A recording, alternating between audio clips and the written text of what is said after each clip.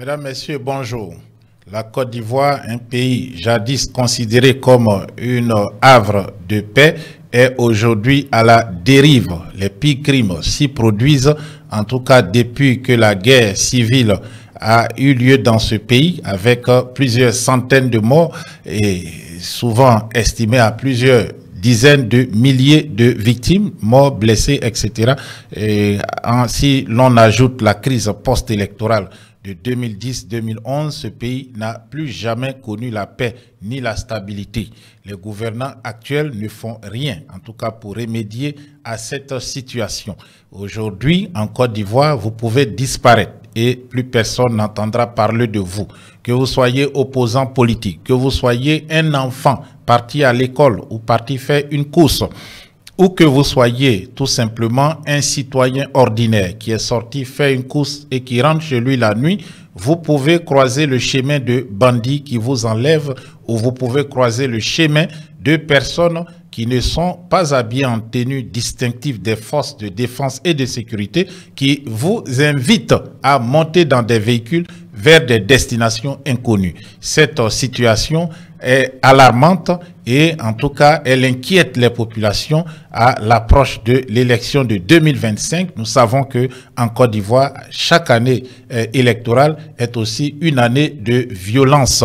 En tout cas, le régime a peut-être vu, on va dire, et cette information qui circule, ou ces informations qui circulent, qui font état donc de plusieurs enlèvements. Il ne se passe en tout cas pas un jour où on ne voit pas sur les réseaux sociaux des appels à l'aide pour retrouver des enfants ou des personnes adultes qui ont disparu de leur maison, de leur lieu d'habitation. Le régime a entrepris pour le moment de mettre en place un mécanisme ou du moins alerte enlèvement, un mécanisme d'alerte enlèvement face à l'augmentation donc des enlèvements en Côte d'Ivoire.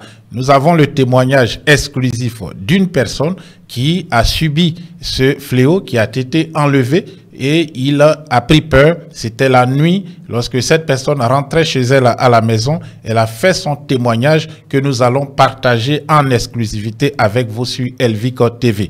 Écoutez donc ce témoignage et surtout soyez prudents si vous êtes à Abidjan ou dans d'autres villes de la Côte d'Ivoire.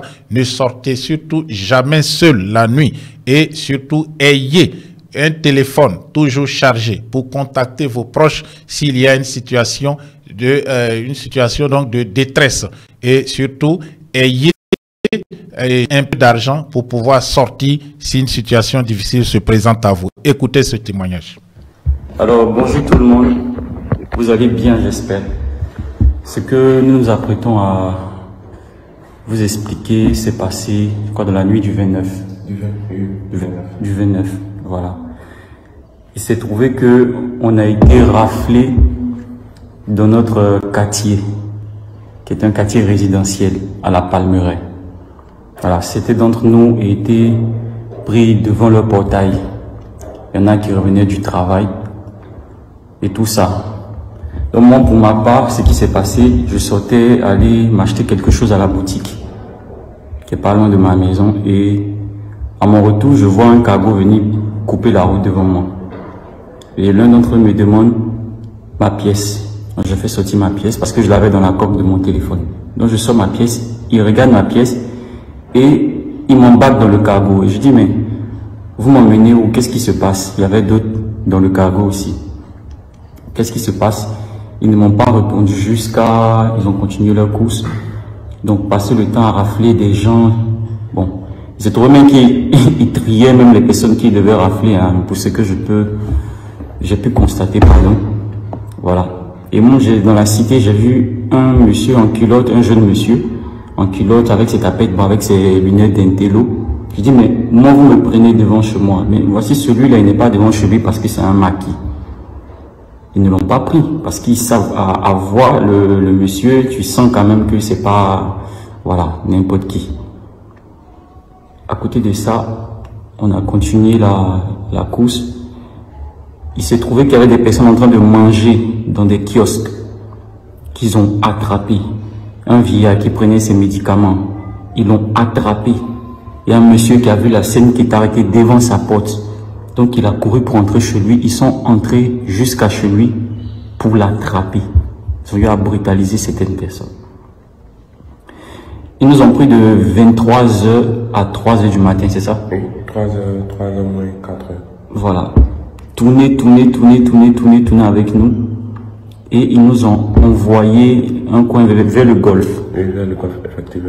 Voilà, c'était vers le golfe. Il y avait une broussaille là. Et arrivé là, on a commencé à paniquer, à s'inquiéter. Voilà, paniquer. Et là, on ne savait pas d'où les gars nous amenaient.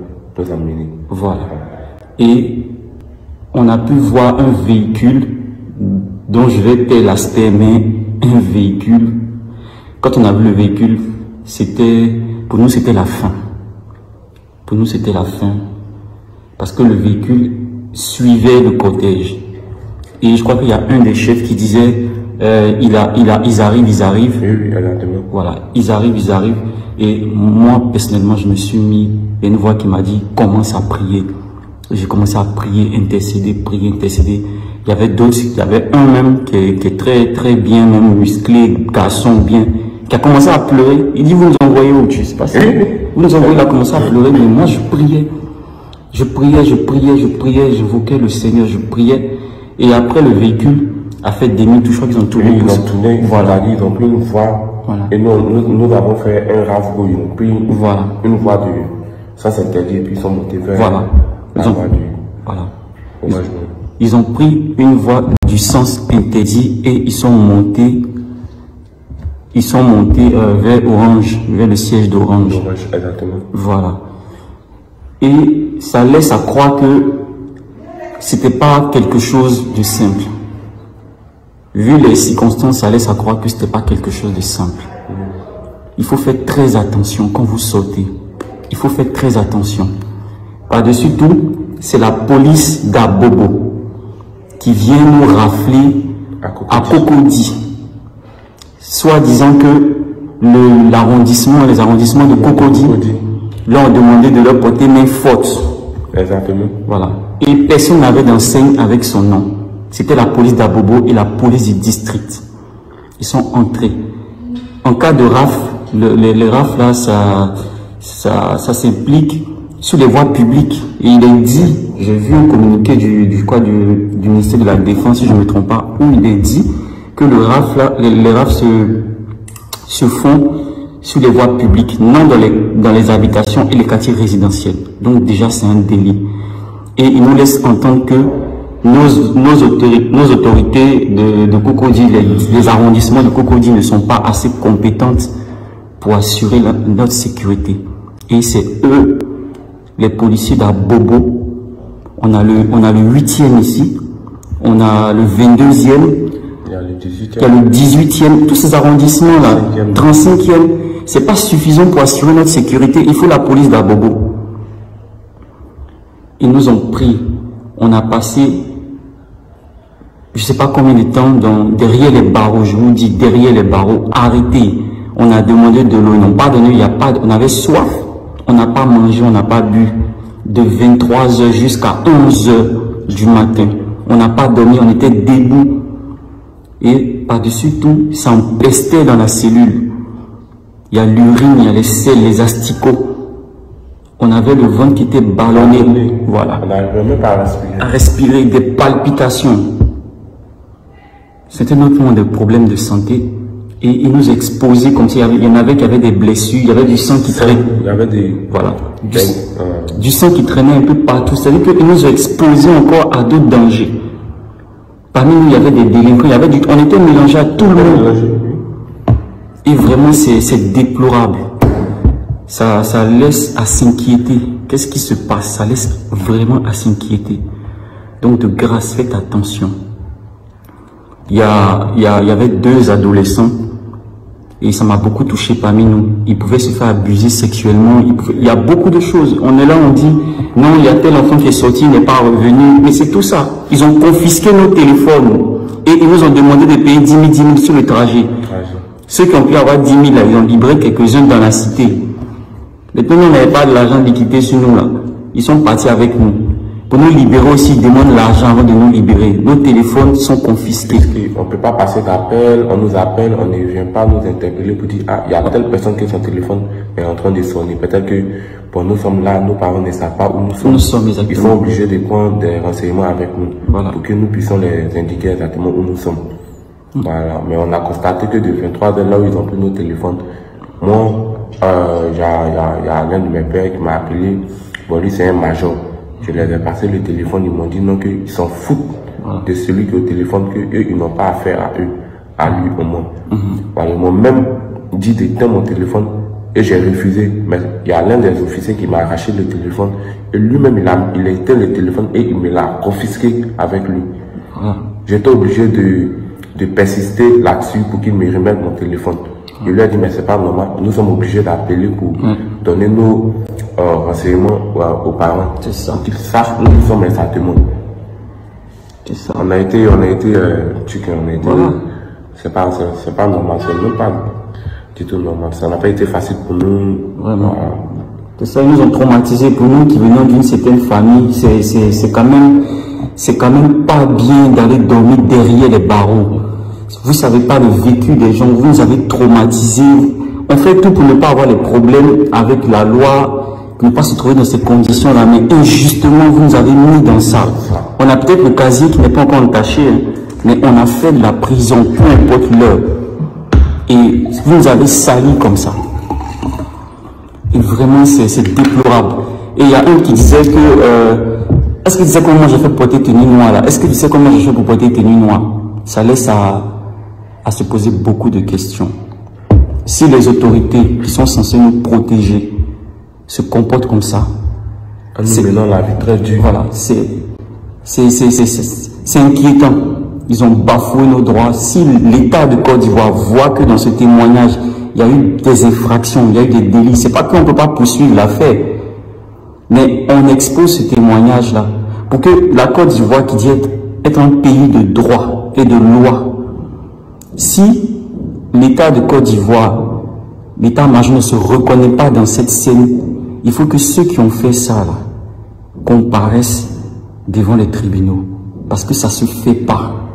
Ça ne se fait pas. Depuis avant-hier, moi personnellement, je ne me retrouve pas. J'ai bavé toute la nuit avec les narines bouchées, des migraines, voilà, des palpitations. J'espère que ma santé ne va pas se détériorer. J'ai saigné même dans mes draps.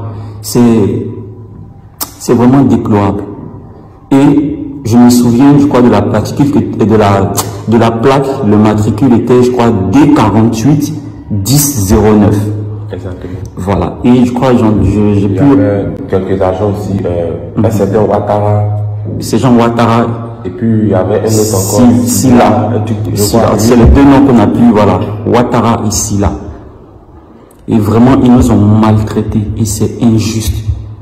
Donc, c'est pour dire, faites attention. Quand vous sortez, ne manquez pas de dire où vous allez, le temps que vous allez passer en ces lieux-là. Parce que vraiment, ça laisse à s'inquiéter. On est en fin d'année. On est en fin d'année. Il y a beaucoup de choses. Il y a beaucoup de choses qui se passent en fin d'année. Les gens ont soif d'autorité. Les gens ont soif de pouvoir. Et tout le monde est exposé. Donc, c'est notre témoignage qui est là. Vraiment, merci bien. Et que Dieu ait sa main sur tout un chacun de nous. Merci. Alors, bonjour tout le monde. Vous allez bien, j'espère. Ce que nous nous apprêtons à...